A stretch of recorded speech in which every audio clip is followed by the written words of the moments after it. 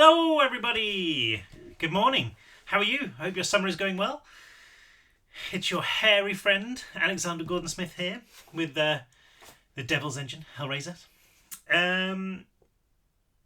Marlowe, who got expelled from school and ended up embroiled in this madness of demons and gunfights, has just visited the Devil's Engine, which is this vast, weird, mechanical contraption beneath the ground. Millions, if not billions, of moving parts. He jumped into the black pool and asked for 3 things as his gift. One was super speed, faster than the speed of sound, I think. One was super strength of 10 men, or 1 me, obviously. And the last thing that he didn't really want to wish for, but someone planted it in his head as he was about to fall in the pool, was for Pan to love him. And he's just emerged, and Pan is not very happy, obviously. But Marlowe may now have powers. We will find out. So he's in the engine, or in the kind of compound around the engine. And this is his first experience of being an engineer. Not much of a gamer, this chapter is called. Marlowe sat in the company rec room, a pint of ice cream resting on his aching crotch. Remember, Pan wasn't very pleased with what he'd done. The room was large, packed with sofas, kitchen stuff, and an air hockey table, but it felt even bigger because he and Seth were the only people here. The old man sat by Marlowe's side, fastening a watch onto his arm. It had a huge circular face, and the only things on it were big, bright, icy blue numerals. They currently read 665 442359. 665 hours and change until they come for me, until they drag me down to hell, Marlowe thought. He was so tired that he couldn't take it seriously. The exhaustion kept creeping up on him, ambushing him, making him slide out of reality into the opening scenes of a dream. There were monsters down there in his nightmares, demons and mammon and worse, the creature he'd seen when he was inside the engine. Every time he dozed off and they appeared, he was startled back into wakefulness. He wasn't sure how much longer he could hold it off. "So," said Seth, tightening the strap, "how does it feel to be a Hellraiser, to join the ranks of the engineers?" Marlowe just shook his head. What he was feeling right now couldn't be summed up in any combination of words. The expectant silence was awkward, though. So he filled it with a question. Why Hellraisers? Seth stared into space, frowning. "I cannot tell you for sure. The history is long lost, and Ostheim is the one you need to talk to. He is a scholar, an expert on the engine. But I do know that it was many centuries ago that the first engineers came here. Back then the organization was known as Militibus di Inferno Pugno, which can loosely be translated as the Knights of Hell's Fist. The knights who strike at hell. We do not know much about that time, other than the names of the martyrs in the Book of the Dead Engineers. They had a motto, these soldiers, Facilis Descensus Averni." He laughed to himself. Yeah, we didn't make it to Greek in school," Marlowe said, when no translation followed. "Latin," said Seth, with a gentle tut. "The descent into hell is easy, that is what it means. And it was, for them, too easy because they had no way of breaking their contract. They had 27 days in which to make their powers count, and then they slipped down into hell like a stone falling into a pond." He mimicked the action with his hand, contemplating it for a moment. "It must have been terrible, sacrificing yourself like that, knowing that there was no hope of salvation, that even your God was powerless to help you. But these were men who believed in what they did. They knew that their actions could save the world from a terrible fate. Hence the motto. The descent into hell is easy, if you believe it is for a just cause." "So," Marlowe said, "why Hellraisers?" "Oh yes, sorry, my mind is old and weary." Seth cleared his throat.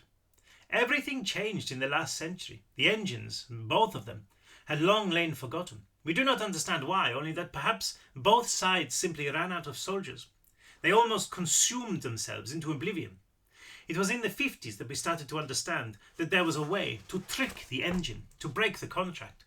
Back when I was a young man, if you believe such a thing was ever true, we saw that it was possible to save people, to stop them from going to hell. Of course, it was another few decades before we made that a reality. These people, this new breed of engineer, We did not quite raise them from the underworld, but the principle was the same. Hellraisers. Somebody suggested it, and it stuck. Facilis descensus averni nisi vossa bonus corsidicus. Marlowe gave a shrug, and Seth's smile grew. The descent into hell is easy, unless you have a good lawyer. There, he said, patting Marlowe's arm. Good to go. Wear this at all times. Never take it off. It is very easy to lose track of time. But you're not going to let that happen, right? Said Marlowe. I mean, you're going to cancel my contract. Yes, yes, Seth said, struggling to his feet. Of course, but you must have some fun first.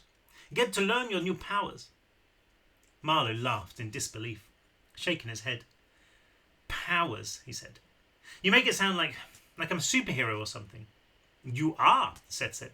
For the next 27 days until we cancel your contract, you are in possession of superhuman abilities. Not just that, but the contract will do a fair job of looking after you.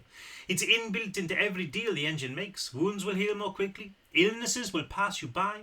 Better than an apple a day, if you ask me. He lifted a cup from the table and passed it to Marlowe.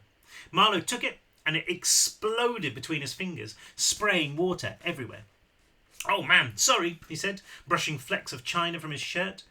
That was the 6th cup he'd broken since they'd ridden the elevator up here. Maybe I'll just drink out of the faucet. A good idea, I think, said Seth, smiling. How do you feel?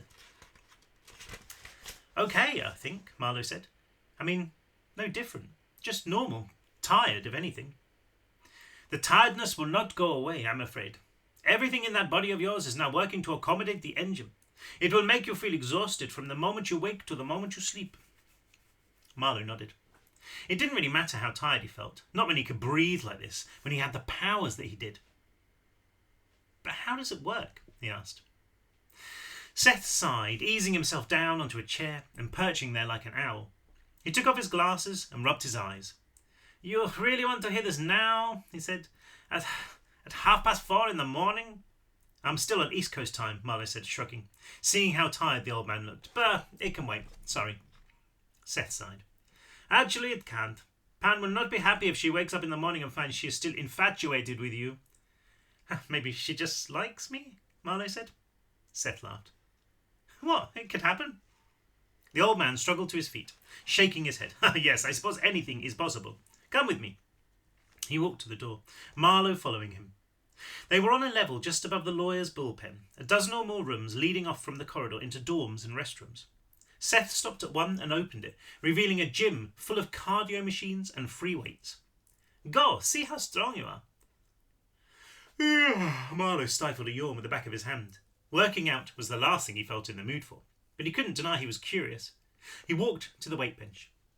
What I said before was true, Seth said behind him. We don't know how the engine works. We don't know who built it, but we understand the principle behind it. It reprograms the universe.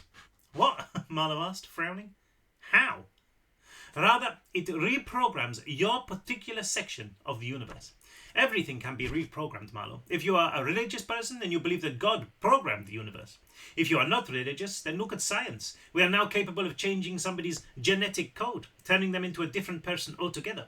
We can reprogram our own species. But that's different, said Marlowe. Why? Because he realised he had nothing to say. He studied the racks of weights, huge, round, iron ones that looked like they belonged in an Arnold Schwarzenegger movie from the 70s. Because this is physics and stuff, I don't know. The simplest way to think of it is like we are inside of a video game. You play games, yes? Yeah, of course, said Marlowe, feeling a sudden pang of homesickness at the thought of his Xbox. He wondered whether his mum was thinking of him, whether she was worried. He doubted it. He didn't come home for days sometimes, just crashed on Charlie's floor. She'd probably be so drunk she wouldn't even notice he was gone. Yeah, play Call of Duty and stuff, and all the time, really. Imagine you are playing this game, and you wanted your character to have, say, a faster horse. You're not much of a gamer, are you? Marlowe asked. Seth waved the comment away. Or a larger gun, perhaps. I don't know, anything you like. If you happen to be a coder, if you happen to speak the language in which the game is written, you simply wriggle inside and change it. You rewrite the program. Yeah, but this is what the engine does. It knows the code. It knows the secret language of our universe. The language that we ourselves have been written in, and it changes it. Go on, lift one. See for yourself. Marlowe reached down and picked up a weight with 20 kilograms written on it. He wasn't sure how heavy it was supposed to be, but when he hefted it up, it was like lifting a sheet of paper. It was so surprising that he almost unbalanced himself, the weight flying up over his head. He let go and it crashed down with a thunk, narrowly missing his foot. "I said lift it, not play shot put with it," said Seth, chuckling. Marlowe tried again, but this time he lifted the entire stack. 7 or 8 weights in total, the lowest 2 weighing 50 kilos each. He felt it this time, but it was still no more difficult than hefting a small box from the ground. It couldn't be real, could it? They had to be made of plastic, hollow. But when he let go and they crashed back down into their case, he felt the floor tremble with the force of it. "By my reckoning, that is a couple of 100 kilos you just picked up without breaking a sweat," Seth said. "Maybe a quarter ton. Not too shabby, young man. Come, this is not what I wanted you to see." He disappeared. Marlowe looked at the weights, then at his hands, refusing to believe it. He jogged after Seth, then stopped, seeing a heavy bag hanging from the ceiling. He jabbed at it, and the punching bag ripped free from its mount and cartwheeled across the room, thumping into a treadmill hard enough to knock it over. Plaster dust rained down from the ceiling and Marlowe backed away, walking swiftly through the door. "What was that?" Seth asked. Nothing," he replied, steering the old man away. "Definitely nothing. What did you want me to see?" "This way," said Seth, reaching the end of the corridor and opening the elevator. He pressed the button for the bullpen. "So, you see, the engine rewrites the physics of your particular pocket of